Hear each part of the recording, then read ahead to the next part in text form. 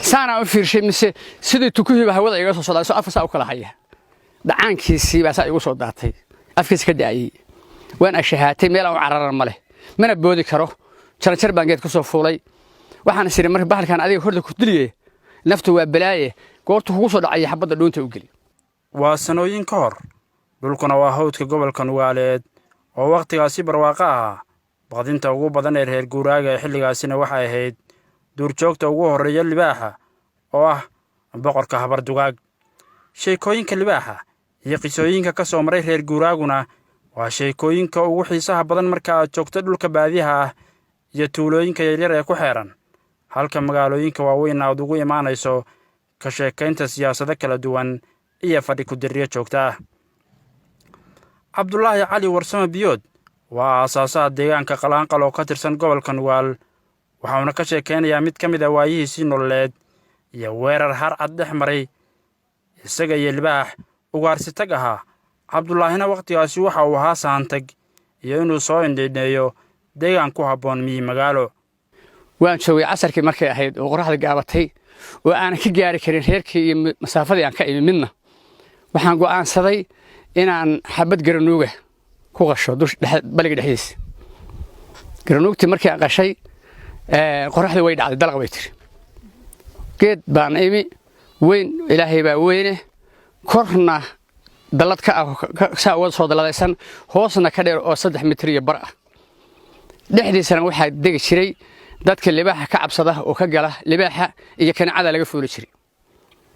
socodka sahanka oo dheeraaday iyo deegaankiisii noqoshada oo fogaaday Cabdullaahi Cali Biyood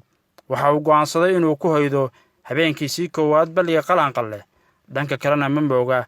cabsida iyo walwalka badbaadada naftiisa ee libaaxa oo uu durba dareemay cida iyo jabaqdiisa oo ah mid aan loo adkaysan karin sida awgeed markii ay dhacday garanuugtii markii aan qolay hilbaheedina soolay geedkeena aan fuulay waxaan maqlay libaaxeedii xoogaa iga jidha cabsi badan baa i gashay waxaan siri bahalkan aniguna markaas waxaan ahaa nin ka soo baxay magaalo oo aan miyiga aad ugu active ahayn war waxaan raadkiisa aad aragtisaan u ciidaya xagad caaw naftaada ku badbaadin doontaa xoogaa markaan joogay meel ugu dhow oo biyo qabsi oo baliga meel ka mid ah oo war jeexana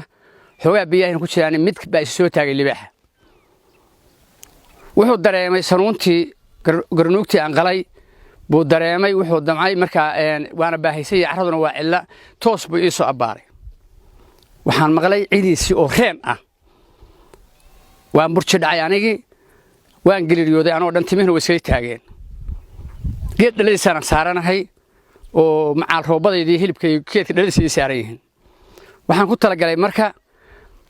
waani masjida warka ha kaa haro mar haddaad balligan dabcay inaad magaalaysid oo degtid oo deegaan ka dhigatid carar oo baqo wax ka xun ma jiraanin libaaxii baa cunay baa dhaama dareenkiisu waa uu isbedelay cabsi badan ayuu uu dareemay libaaxiina waa uu soo dhawaaday oo wuxuuba soo uriyey raqda ugaartii uu qashay maanta Cabdullaahi waxauna galay difaaciisii ugu dambeeyay iyo xeeladii uu libaaxaasi ku dili lahaa naftiisana ku badbaadin lahaa haddii uu soo weerar tago raqdii hoostiilay oo garanuugta lafaheedii iyo madaxeedii iyo caloosheedii isdul saarnaa baan qoriga aan haysaa ugu shiishkaasaa uga bogtay in yar markaan joogay bahalkii waa soo baxay meel bannaana waa soo dhigay si aad argagax ii gashi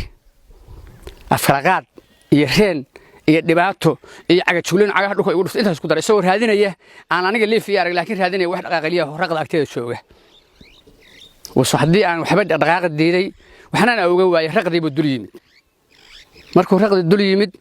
afku gashaday afka markuu gashadana meeshaas jeeniga dabadiisa ayaan kaga dhuftay qorigii xabadii wadnahay dhinaca kale kaga soo gufaysay kor buu u soo haaday wuxuu yimi aniga dhakadaydii geedka iga sarreeyay wixii oo dhan 4 mitirba kor buu iga soo maray saana u fiirshay mise sidii tukuhiiba hawada iga soo socdaa soo afasa u kala haya dhacaankiisii baa saa igu soo daatay afkiisa ka daayay waan ashahaatay meel aan cararan ma leh mana boodi karo jaranjar baan geed ku soo fuulay waxaan isiri marka bahalkan adiga horda ku diliyay naftu waa balaaye goortu kugu soo dhacay xabada dhuunta u gali bahalkii wariqsideedii meel iska bedelay maaqaan 4 aadin meeshii uu ka qaaday buu 4 aadin saa ugu dhuftay wuu finiinay wiyo naftana waa ka baxday kadib dilkii libaaxa iyo waagii oo baryey waxa uu ka soo degay Cabdulaahi geedkii uu habeen ka hor fuulay waxaana uu guri noqday reerkii uu maalin ka hor ka soo saantagay waxaana ku soo furay reerkii isla balligii qalanqalle oo ay taalo raqdi libaaxu Cabdulaahi waxa uu walwal badan ka qabay in haddii ay xaaskiisu aragtay libaaxaasi bakhtiga ah ay ku noqonayso caqabad kale oo soo wajahday oo ay baqdin iyo fiig badan ka qaadi doonto balse maxaa dhacay markii ay aragtay xaaskiisa oo arigeedii la joogta libaaxii oo fuursan muuqaal ahaanna aan loo adkaysan karin aragtidiisa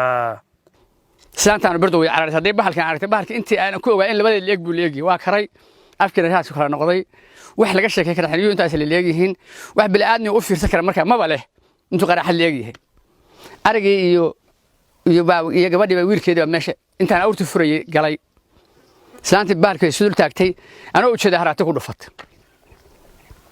aniga waa fajacayba qoftaan islaha agaxay wax ka dayaysaa hilbiga fiirso waxay tiri hooyo inoo soo daji midha bahal aabaha dilay waytii waxay tiri maxaad noogu qarisay libaax soo bakti ma ahabe soo bakti ma ahanay waxay tiri nin libaax xabad ku dhuftay sagaara nin xabad ku dhuftay horta ma ka dawayeeyay aniga hooyadee baa soo sili ku jira dhagax ku dili jirnay adoo bela iska dhigaysa saan u dilayna ilka hayaafka gafurka baabeen jirnay soo sili ku jira ha haleebay oo adaaba iga daran makaan arkay waxa ku disheen bahalkii dhagax meeshaadii bal meel ka dheerba deegaanka meesha bilowgiisa soo ahaa qalanqal Yuusuf Maxamed Maxamuud warbaahinta qaranka Soomaaliyeed magaalada Garowe